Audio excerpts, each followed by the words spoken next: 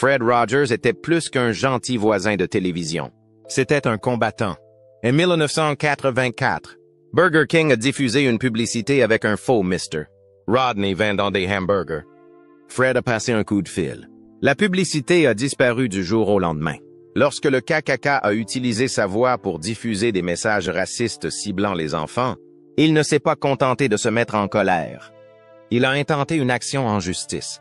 Mais il y avait une limite que même ce gentleman ne voulait pas franchir. Lorsque les producteurs l'ont poussé à compromettre ses valeurs, Fred a fait quelque chose que personne n'attendait. Voici l'histoire complète de ce personnage. Fred Rogers est né le 20 mars 1928 à La Trobe, en Pennsylvanie. Sa famille est aisée. Son père était un homme d'affaires et il vivait dans une grande maison en briques avec tout ce qu'un enfant peut désirer. Des livres, des jouets, de la musique. Mais Fred ne se sentait pas chanceux. Il avait des problèmes de santé et restait à l'intérieur la plupart du temps. Alors que les autres enfants jouaient dehors, Fred restait à l'intérieur, observant par la fenêtre, malgré tout le confort qui l'entourait. Il se sentait seul. Cette solitude l'a façonné. Elle lui a donné un cœur capable de ressentir ce que les autres ressentaient. Plustard. Il a utilisé ce sentiment pour aider les enfants à se sentir vus et aimés. Enfant, Fred était souvent malade. Il souffrait d'asthme et devait rester à la maison pendant des semaines. Sa mère essayait d'améliorer la situation.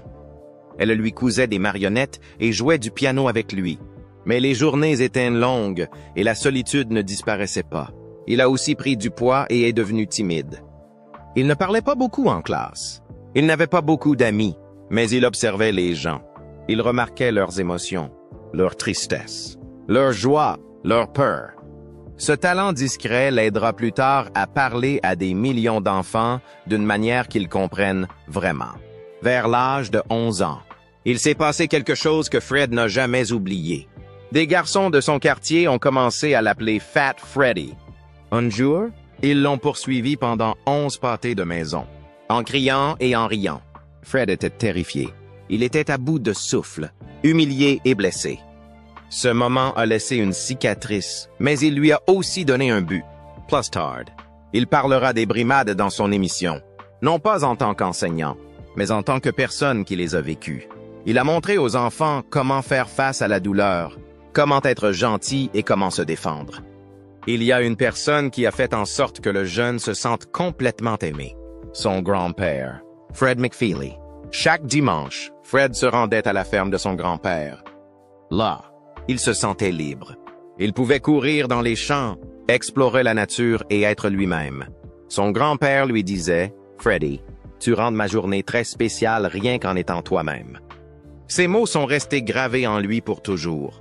Ils lui ont donné de la force lorsqu'il se sentait invisible. Plustard. Il a nommé un personnage de son émission, Mr. McFeely, en l'honneur de l'homme qui l'a fait se sentir spécial simplement parce qu'il existait. Le lycée a apporté des changements.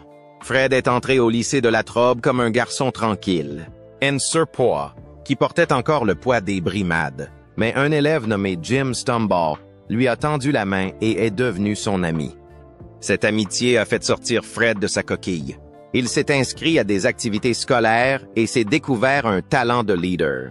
En dernière année, Fred est devenu président du conseil des élèves. Il s'est impliqué dans la musique, le théâtre et l'art oratoire. Il a perdu du poids, a pris confiance en lui et a finalement commencé à croire en lui.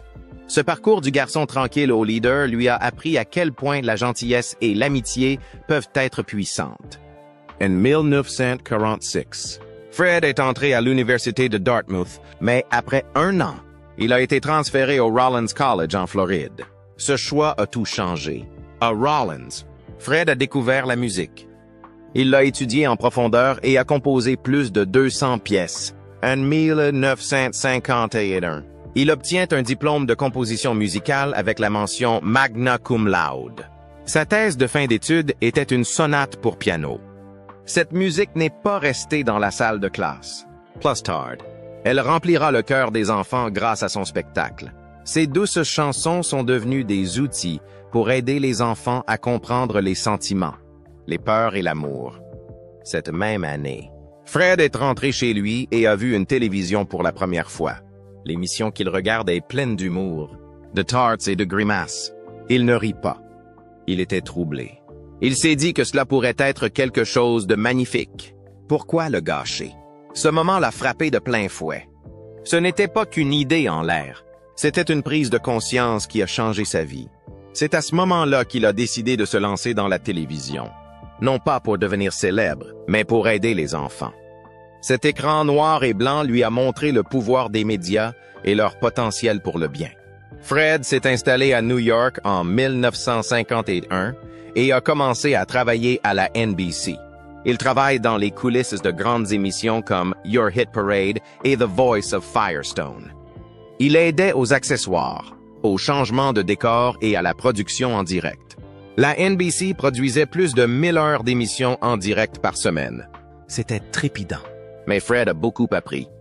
Pourtant, quelque chose ne tourne pas rond. Il a vu comment l'argent et les sponsors contrôlaient tout. Il n'aimait pas le bruit, les publicités, le manque de cœur.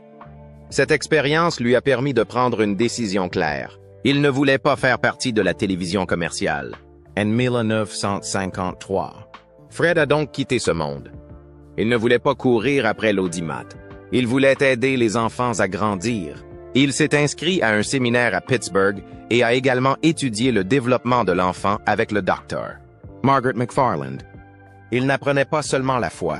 Il apprenait à connaître les enfants, leurs émotions et à leur parler d'une manière qui compte vraiment. C'était une voie inhabituelle. La plupart des gens n'ont choisi qu'une seule chose. Lui en a choisi 3. Les médias, la psychologie et la spiritualité. Ce mélange allait faire de son émission une émission unique en son genre à la télévision. La même année, Fred est retourné à Pittsburgh et a rejoint un nouveau projet. WQED, la première chaîne de télévision éducative financée par la communauté aux États-Unis. La chaîne a été lancée en 1954 dans un manoir reconverti. Ils avaient peu d'argent et peu de personnel, mais ils avaient de grandes idées. À WQED, il était le coproducteur, le seul marionnettiste et jouait même de l'orgue en direct. Il ne s'agissait pas d'une production à gros budget. C'était juste Fred qui travaillait tranquillement dans les coulisses, créant quelque chose de magique. Il a inventé une famille de marionnettes. Daniel Striped Tiger, King Friday the Trees, Queen Sarah Saturday, X the Owl, Henrietta Pussycat et Lady Elaine Fairchild. Beaucoup d'entre eux portaient le nom de personnes réelles de sa vie, de sa femme, de ses collègues de travail, de ses amis. L'émission devait être simple, juste un moyen de présenter des courts-métrages pour enfants. Mais Rogers l'a transformé en quelque chose de beaucoup plus grand. Il construit des scénarios complets et donne une personnalité à chaque marionnette. Résultat. The Children's Corner remporte le Sylvania Award 2009. 5,55 pour la meilleure émission pour enfants produite localement. Il a même été diffusé à l'échelle nationale sur NBC. Pourtant, Fred ne voulait pas être sous les feux de la rampe. Il laissait les marionnettes et la musique parler. En même temps, Rogers a entrepris quelque chose que la plupart des gens n'auraient pas osé faire. Il entre au séminaire. En 1955, il a commencé à étudier au séminaire théologique de Pittsburgh tout en continuant à travailler à plein temps à WQED. Il n'a pas quitté son travail. Au lieu de cela, il suivait des cours pendant ses pauses déjeuner. Cette double vie dure 8 longues années. Il courait du studio au séminaire et inversement, parfois sans même quitter ses vêtements de travail. En outre, lui et sa co-animatrice Josie Carey se rendent à New York pour des émissions hebdomadaires en direct. Malgré tout, il poursuit ses études. Son objectif n'était pas de devenir prédicateur. Il ne voulait pas de chair. Ce qu'il voulait, c'était utiliser la télévision pour élever le cœur et l'esprit des enfants. C'est pourquoi, lorsqu'il a obtenu son diplôme en 1963, il ne s'est pas dirigé vers une église. Il est resté au studio, mais quelque chose d'extraordinaire s'est produit la même année. Fred Rogers est ordonné ministre presbytérien, non pas pour diriger une congrégation, mais pour servir les enfants par le biais de la télévision. Il s'agissait d'une ordination inédite. L'Église a vu ce qu'il faisait et a réalisé qu'il n'avait pas besoin de 4 murs et de bancs. Il avait une caméra, Et grâce à cette caméra, il a touché des millions de personnes. Chaque chanson, chaque scène de marionnette, chaque moment était sa façon de partager un message d'amour, d'acceptation et d'honnêteté émotionnelle. Puis vint un tournant que la plupart des gens oublient. En 1963, Rogers se rend au Canada. C'est là, à la Canadian Broadcasting Corporation, qu'il crée Mr. Rogers, une émission de 15 minutes qui compte 337 épisodes. Pour la première fois, Fred apparaît devant la caméra.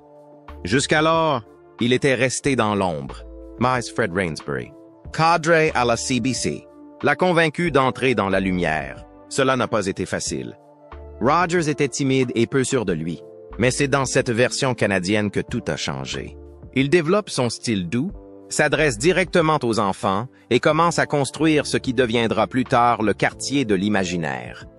Cette première émission au Canada a contribué à façonner le mot. Rogers calme et attentionné que le monde entier connaîtra plus tard. Rogers calme et attentionné que le monde entier connaîtra plus tard. Lorsque Fred Rogers est revenu à Pittsburgh en 1966, il n'est pas simplement rentré chez lui, il a ramené quelque chose de grand avec lui. Après quelques années passées au Canada, où il avait créé une première version de son émission pour enfants, il a racheté les droits et a pris un nouveau départ à WKID, une chaîne de télévision publique locale. Il a repris des éléments de son ancienne émission, comme le quartier où l'on fait semblant de vivre, et les a mélangés à de nouvelles idées plus axées sur des moments de la vie réelle. Au début, l'émission n'est diffusée qu'à Pittsburgh. Mais la fondation Sears Roebuck lui a accordé un financement. Cela a tout changé. Le 19 février 1968. Le quartier de Mr. Rogers est diffusé à l'échelle nationale sur Net, qui deviendra plus tard PBS. Ce n'était pas une émission pour enfants comme les autres. À l'époque, la plupart des émissions télévisées pour enfants étaient bruyantes, rapides et pleines de scènes burlesques. Rogers faisait tout le contraire. Il a ralenti les choses. Il a créé un espace où l'on se sentait calme et en sécurité. Au début des années 1970, cette petite émission tranquille était devenue un nom connu de tous. Elle a duré plus de 30 ans et a compté près de 1000 épisodes. Mais les chiffres ne suffisent pas à raconter toute l'histoire. Dès le début de l'émission, chaque jour, Rogers donne le ton. Il passait la porte, chantait sa chanson thème, enfilait un cardigan et des baskets. C'est devenu un rituel, et ce n'était pas un hasard. Il l'a fait pour aider les enfants à se sentir à l'aise.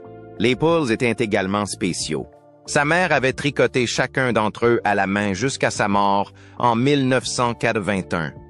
Le célèbre gilet rouge a fini au Smithsonian. Mais, fait amusant, il portait en fait plus souvent des cardigans verts. Rogers ne le savait même pas. Il était daltonien. Pourtant, le simple fait de changer de vêtements indiquait aux enfants qu'ils entraient dans un espace où ils étaient acceptés tels qu'ils étaient. Le 1 mai 1969. Rogers s'est rendu à Washington, D.C., et a pris la parole devant le Sénat des États-Unis. Le président Nixon voulait réduire de moitié le financement de la télévision publique, de 20 à 10 millions de dollars.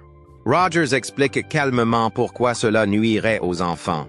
Son émission ne coûtait que 6 000 $ par an, soit moins que 2 minutes de dessins animés. Il a parlé doucement mais avec beaucoup d'émotion. À un moment donné, il a cité des paroles de son spectacle. Le sénateur qui écoutait, John Pastore, avait la réputation d'être dur. Mais à la fin, il a dit « On dirait que vous venez de gagner les 20 millions de dollars ». Ce moment n'a pas seulement sauvé PBS. Il a prouvé qu'une voix douce pouvait être puissante. Quelques jours plus tard, le 9 mai 1969, Rogers fait un autre geste audacieux. Mais cette fois-ci, c'est dans la série que cela se passe. Dans l'épisode 1065, il invite François Clemens, un acteur noir qui joue le rôle d'un policier, à tremper leurs pieds l'un contre l'autre dans une petite piscine. Cette scène peut sembler simple aujourd'hui, mais à l'époque, la ségrégation dans les piscines publiques était encore un véritable problème. Rogers n'a pas fait la morale. Il a simplement fait preuve de gentillesse. Ils ont partagé la piscine. Ils ont partagé une serviette. Et cela a envoyé un message clair. Tout le monde mérite le respect. Des décennies plus tard, Rogers a lavé les pieds de Clemens en privé en lui disant « merci pour tout ». Cet épisode reste une prise de position discrète mais puissante contre le racisme. La popularité de l'émission s'accroît au fur et à mesure qu'elle est diffusée dans les foyers. Après avoir été diffusée à l'échelle nationale en 1968, l'audience n'a cessé de croître. Entre 1985 et 1986, elle a touché 1,8 million de foyers américains et a obtenu une part d'audience de 2,1%. C'était énorme pour une émission de télévision publique. Rogers a écrit tous les scénarios, créé toutes les marionnettes et même composé plus de 200 chansons et 13 opéras pour l'émission. Il ne s'est pas contenté d'animer l'émission. Il l'a construite de A à Z. Même après la diffusion du dernier épisode en 2001, les rediffusions se sont poursuivies. C'est devenu l'une des émissions les plus longues de l'histoire de PBS. Mais Rogers n'était pas satisfait de l'orientation générale de la télévision pour enfants. Il s'inquiétait du fait que de nombreuses émissions cherchaient davantage à faire des enfants des consommateurs qu'à les aider à grandir. Il a dit un jour qu'un enfant est apprécié pour ce qu'il sera. Il sera un jour un grand consommateur. Ce n'était pas un compliment. Il a refusé d'utiliser son émission pour vendre des jouets ou des céréales. Il a même empêché Burger King de diffuser une publicité parodique utilisant son image. Alors que d'autres émissions étaient construites autour de produits, Rogers se concentrait sur ce dont les enfants avaient besoin sur le plan émotionnel. Cela le rendait différent et n'était pas toujours apprécié par le monde des affaires de la télévision. Même ses habitudes alimentaires reflètent ses valeurs. Au début des années 1970, Rogers est devenu végétarien. Il disait « Je ne veux rien manger qui ait une mère ». Il croyait en la bonté envers les animaux, et pas seulement envers les êtres humains. Inspiré par un livre intitulé « Diet for a Small Planet, Régime pour une petite planète », il considérait le végétarisme comme un moyen de montrer de l'amour et du respect à tous les êtres vivants. Dans son émission, il ne montrait jamais de personnes mangeant de la viande. Si une scène se déroulait dans un restaurant, il n'y avait ni hamburger ni poisson à l'écran. Il a même écrit une chanson pour protester contre la pratique consistant à faire mourir des poussins pour Pâques. Cette empathie était au cœur de sa personnalité.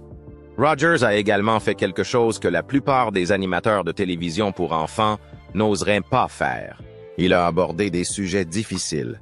2 jours seulement après l'assassinat de Robert F. Kennedy a été assassiné en juin 1968. Il a diffusé un épisode spécial pour aider les enfants à comprendre ce qui s'était passé.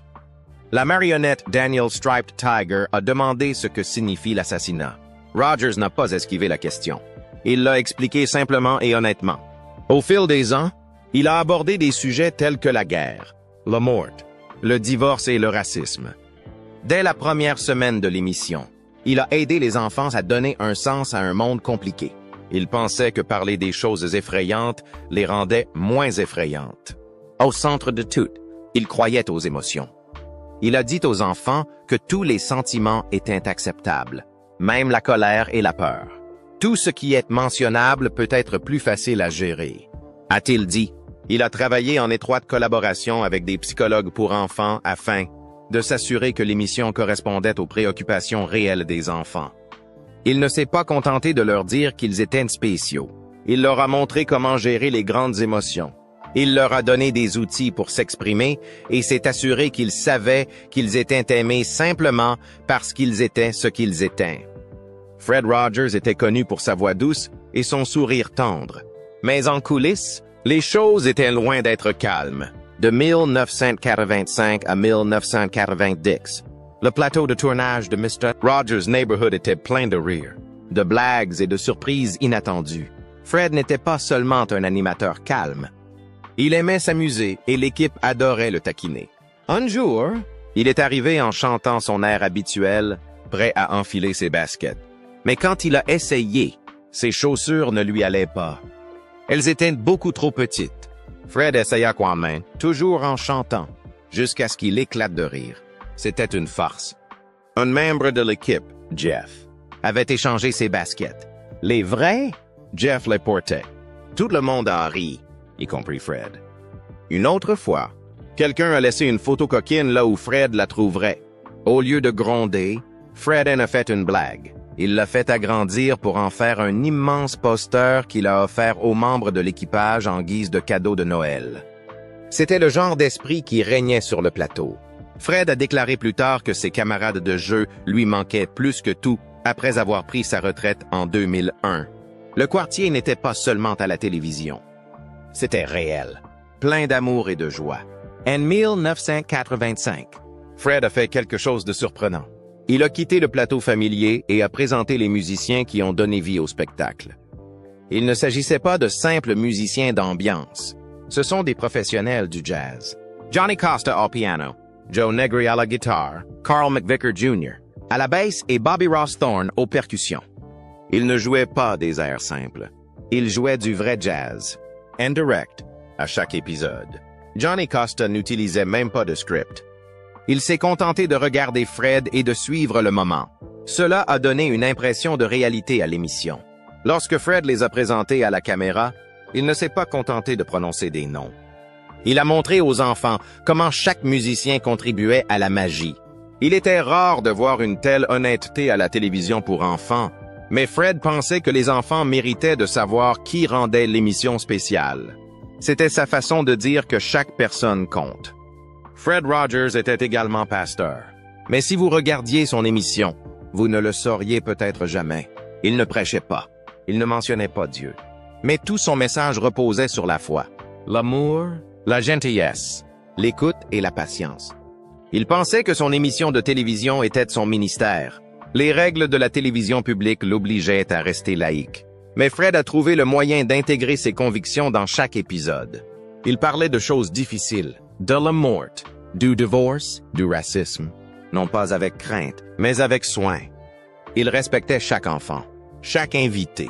C'était sa façon de vivre sa foi, et des millions de personnes l'ont ressenti, même si elles n'ont jamais vu la croix qu'il portait discrètement dans son cœur. Certaines personnes sont surprises d'apprendre que Fred Rogers a toujours été républicain. Cela semble aller à l'encontre de son message d'amour et d'acceptation. Mais Fred ne se souciait pas des lignes de parti. Il se souciait des gens. Il s'est battu pour la télévision publique. Il croyait en la nécessité d'aider les personnes vulnérables. Plustard. Les médias conservateurs l'ont attaqué. Ils ont dit qu'il faisait en sorte que les enfants se sentent trop spéciaux. Mais Fred ne s'est pas arrêté. Sa femme, Joanne, a déclaré plus tard que les valeurs de Trump étaient à l'opposé de celles de Fred. Si Fred avait vécu plus longtemps, il aurait peut-être changé de parti. Mais en fin de compte, ses actes en disaient plus long que son inscription sur les listes électorales. Il a montré que la compassion peut venir de n'importe quel côté. L'une des amitiés les plus étroites de Fred était celle qu'il entretenait avec François Clemens, l'acteur qui jouait le rôle de l'officier Clemens. Fred l'a engagé en 1968, faisant de lui le premier noir à avoir un rôle récurrent dans une émission télévisée américaine pour enfants. Ils étaient proches, comme une famille, mais il y a eu un chapitre douloureux. Lorsque Fred a appris que François était homosexuel, il lui a demandé de le cacher. À l'époque, être ouvertement gay pouvait mettre un terme à votre carrière. Fred craignait que l'émission ne soit arrêtée. Il a même encouragé François à épouser une femme, ce qu'il a fait, mais cela s'est terminé par un divorce. Des années plus tard, Fred s'est excusé. Il a accueilli les partenaires de François, l'a soutenu et s'est développé. Leur lien est resté fort. Fred ne parlait pas publiquement des questions LGBTQ, mais par ses actions.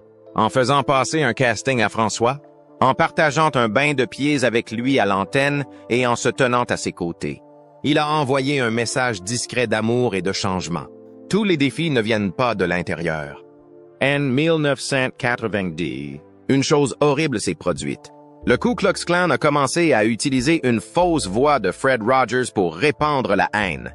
Ils ont fabriqué des cassettes qui ressemblaient au quartier de Mr. Rogers. Mais les messages étaient racistes et cruels. L'un d'eux a même décrit un lynchage. Ils ciblaient les enfants en communiquant le numéro de téléphone dans les écoles. Fred avait le cœur brisé. Sa société a immédiatement intenté une action en justice.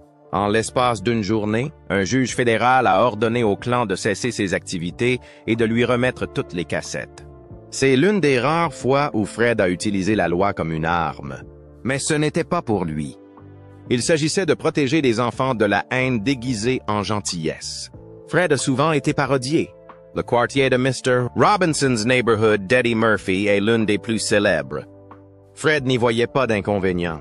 Il y voyait une plaisanterie affectueuse, mais il devait parfois intervenir. En 1984, Burger King a diffusé une publicité avec un faux M. Rodney pour vendre des hamburgers. Rodney pour vendre des hamburgers. Fred a passé un coup de téléphone poli. L'annonce a disparu. C'est tout ce qu'il fallait. Mais lorsque quelqu'un dépassait les bornes, par exemple en mettant une arme à la main sur un T-shirt, Fred n'hésitait pas à le poursuivre en justice. Il ne se souciait pas des moqueries. Il se souciait de la confiance. Les enfants lui font confiance. Cela signifiait tout. Fred Rogers ne se contentait pas de prêcher l'amour et la gentillesse. Il l'a vécu. Pendant 49 ans, il a été marié à Joanne Bird Rogers, une pianiste et éducatrice rencontrée au Rollins College. Il l'a demandée en mariage en 1952 par le biais d'une lettre manuscrite. Joanne était tellement excitée qu'elle a perdu la lettre en courant pour appeler et dire « Oui, oui, oui ». Leur histoire d'amour était discrète, mais profonde. Il ne s'agissait pas de moments tape à l'œil. Il s'agissait de respect, de confiance et de valeurs partagées. Ils ont élevé 2 fils, James, né en 1959, et John, né en 1961. Tous deux apparaissaient occasionnellement dans l'émission Mr. Rogers' Neighborhood et disaient tous deux la même chose. Leur père était exactement l'homme que l'on voyait à l'écran. Joanne est restée à ses côtés à chaque saison de sa vie. Elle était son point d'ancrage. Fred disait souvent qu'elle l'aidait à voir clair dans les moments difficiles. Lorsque Joanne est décédée en 2021 à l'âge de 92 ans, les gens se sont souvenus non seulement de ses talents, mais aussi de ce qu'elle représentait pour Fred. Fred avait également ses propres petits rituels, qui montraient à quel point il prenait au sérieux sa volonté de vivre avec intention. Pendant plus de 30 ans, il a maintenu son poids à 143 livres exactement. Pourquoi ce chiffre? Parce que pour lui, il signifiait « je t'aime ». Une lettre dans « je », 4 dans « amour » et 3 dans « tu ». Il se pesait tous les jours après avoir nagé. S'il prenait 1 kilo ou en perdait 1, il s'adaptait. Ce chiffre faisait partie de son identité. À tel point que la Pennsylvanie a fait du 543 et jour de l'année le 143 et jour en l'honneur de son message d'amour. La routine de Fred ne s'arrêtait pas à la balance. Il se levait avant l'aube, faisait des longueurs, priait, lisait la Bible, faisait une sieste et se couchait à 9h30. Il ne fumait pas et ne buvait pas. Il évitait même la caféine, préférant boire un succédané de café appelé Postum, son seul plaisir coupable, une gorgée de Kahlua sur de la crème glacée. C'est tout. Il évitait même de manger de la viande. Avec cette phrase célèbre, « Je ne mange rien qui ait une mère ». Dans un monde rempli de stars de la télévision connus pour leurs habitudes sauvages, Fred était un rebelle calme et tranquille, préférant la maîtrise de soi à l'indulgence. Son dernier épisode a été diffusé le 31 août 2001. 11 jours plus tard, le monde changeait à jamais avec les attentats du 11 septembre. Fred avait déjà fait ses adieux après 33 ans et 895 épisodes. Mais lorsque la tragédie a frappé, les gens ont de nouveau eu besoin de lui. Il est donc revenu brièvement pour enregistrer des messages publics spéciaux. Son conseil de chercher les aides a apporté du réconfort dans un moment de chaos. Il n'a pas seulement aidé les enfants. Il a aidé le pays tout entier à respirer à nouveau. Fred avait planifié avec soin la fin de Mr. Rogers' Neighborhood. La dernière semaine d'émission était consacrée aux arts, l'un de ses sujets favoris. Tous les adieux de ces derniers épisodes étaient intentionnels. Même Lady Elaine, la marionnette malicieuse, a remis à chacun un prix dans le cadre d'un concours artistique. Et Fred, de sa voix calme, a dit une dernière fois « Tu fais toujours de chaque jour un jour spécial. Tu sais comment, en étant simplement toi-même. » Il savait qu'il ne serait pas toujours là. Alors il s'y est préparé. Il a travaillé avec des psychologues pour aider les parents à parler de la mort et du deuil à leurs enfants. Il pensait que l'honnêteté valait mieux que l'enrobage de vérités difficiles. Il voulait que les enfants sachent qu'il était normal d'être triste et de poser des questions. Il a même dit que l'on pouvait répondre à ces questions par « personne n'en est sûr ». Mais j'y crois. Puis vint l'adieu le plus difficile. Fin 2002, Fred a commencé à ressentir des douleurs à l'estomac. Elle n'a pas disparu. Lorsque les médecins ont finalement regardé à l'intérieur, ils ont trouvé un cancer. Il s'était déjà propagé. Malgré tout, Fred a continué à avancer. Il a été le Grand Marshal de la Rose Parade. Le 1 janvier 2003, sa dernière apparition publique. Peu après, les médecins lui ont retiré l'estomac. Il est resté à l'hôpital pendant 10 jours. Lorsqu'il est rentré chez lui, la première chose qu'il a faite a été de jouer du piano. Quelques semaines plus tard, le 27 février 2003, un jour après l'anniversaire de son petit-fils, Fred Rogers est décédé chez lui à Pittsburgh. Il était entouré de sa famille. 2 mois seulement s'étaient écoulés depuis le diagnostic. Le pays est en deuil, mais Fred a laissé plus que des souvenirs. Il a laissé un mode de vie, un code tranquille, la conviction que chaque personne